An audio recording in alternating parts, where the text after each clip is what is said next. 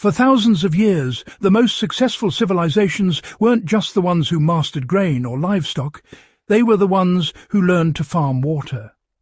From ancient Egyptians raising tilapia in canal-fed ponds, to the Chinese dynasties that refined fish culture into a high-yield science, history shows that people who understood aquatic farming gained a level of food security others could only envy. Even early African communities practiced controlled catfish trapping in flooded plains, creating a steady, predictable protein source long before the modern term aquaculture existed. And here's why that matters today. Fish farming remains one of the most reliable ways to produce food with minimal land, minimal feed, and incredible output. So, for the next minute, stay with me, because once you understand the principles behind tilapia and catfish farming, you'll see why ancient societies relied on it, and why modern homesteaders, survivalists, and serious learners are bringing it back in full force. If you're looking for a system that produces food fast, uses limited space, and delivers consistent returns, fish farming stands at the top of that list. Tilapia and catfish are particularly valuable because they grow quickly, tolerate variable water conditions, and adapt well to controlled environments. Whether you want a small homestead setup, a backyard tank system, or perhaps even a commercial operation, these fish offer, honestly, one of the highest protein yields per square metre in all of agriculture. Understanding the basics, not just the equipment, but also the ancient logic behind it, can really help you avoid mistakes and build a thriving system from day one.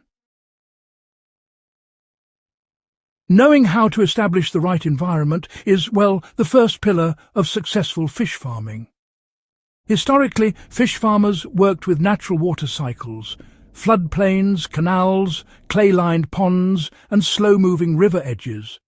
Our advantage today is the ability to recreate these environments with remarkable precision. But, the principles remain unchanged.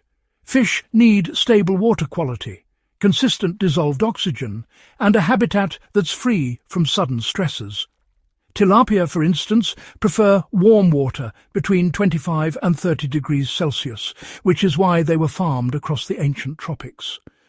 Catfish, on the other hand, tolerate cooler, murkier water and are a bit more forgiving, making them really ideal for beginners. So, to create a functional pond or tank system, you should start by choosing your setup. Earthen ponds, they're quite cost-effective and, well, they mimic historical styles rather nicely. These ponds actually allow natural algae, insects and microorganisms to form, which helps reduce feed costs. On the other hand, concrete tanks give you more control, but they do require more maintenance. For a practical homestead example, many farmers dig a pond that's about 15 by 20 feet, line it with compacted clay, and install an inlet for fresh water and an outlet for draining. Even a small pond like this can, hold several hundred fish if aeration is added. Aeration is absolutely vital because fish breathe oxygen that's dissolved in the water. Without movement, whether it's from a simple paddle wheel, an air pump, or a flowing inlet, fish will gradually suffocate, especially at night when the algae stop producing oxygen.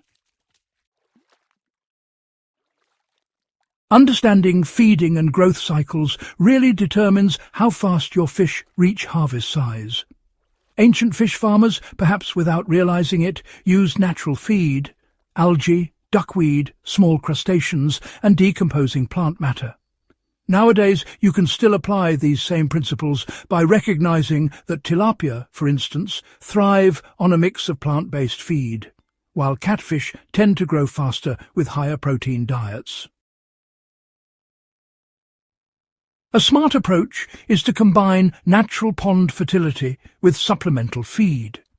For example, fertilizing your pond with small amounts of decomposed manure or compost tea encourages algae growth, which tilapia consume directly.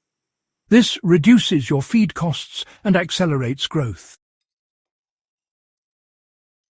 Catfish, being carnivorous, require more protein. Commercial pellets work well, but so do byproducts like chopped fish scraps or larvae from small insect farms. A practical method used in rural areas is to grow black soldier fly larvae in a simple container and use them as a protein supplement. This closes the waste cycle and creates a steady feed source. The key is consistency. Feed at the same time daily and observe how quickly the fish consume the food. If pellets remain floating after 5 minutes, you're overfeeding, which leads to ammonia buildup and poor water quality. Monitoring water quality is, well, the silent engine behind every high-yield fish farm.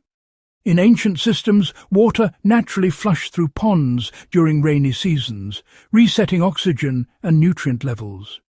Without that natural cycling, you must take simple steps to maintain balance. Clear water isn't always healthy. What matters is stable conditions. Tilapia thrive in slightly green water because it indicates phytoplankton growth, which, boosts oxygen during the day. Catfish tolerate murkiness, but ammonia and nitrite levels can't be ignored.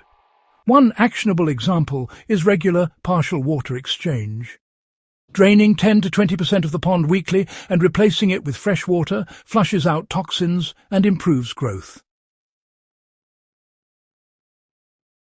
Planning your stocking density and harvest schedule ensures that your system remains profitable and sustainable.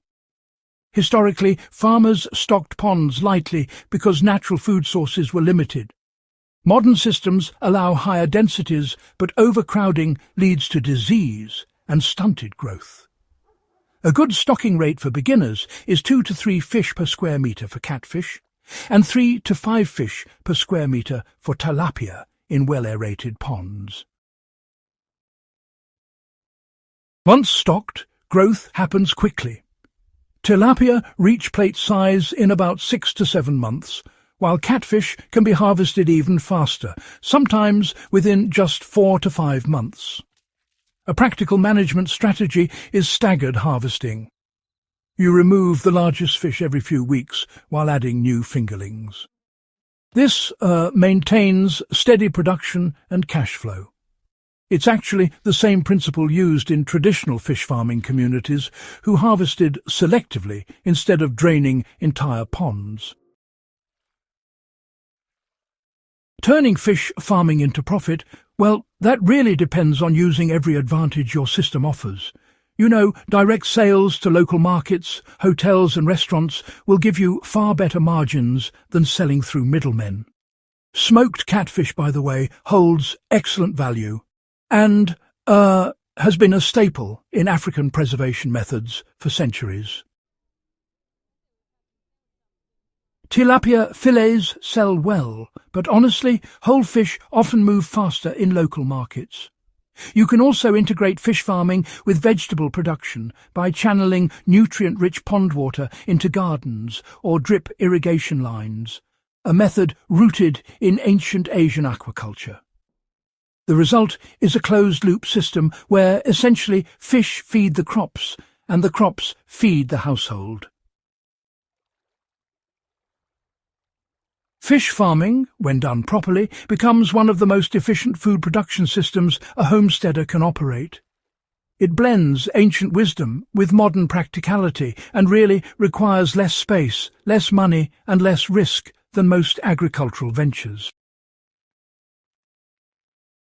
If you found this guide valuable and want more practical, historically rooted husbandry training, make sure you subscribe to Husbandry.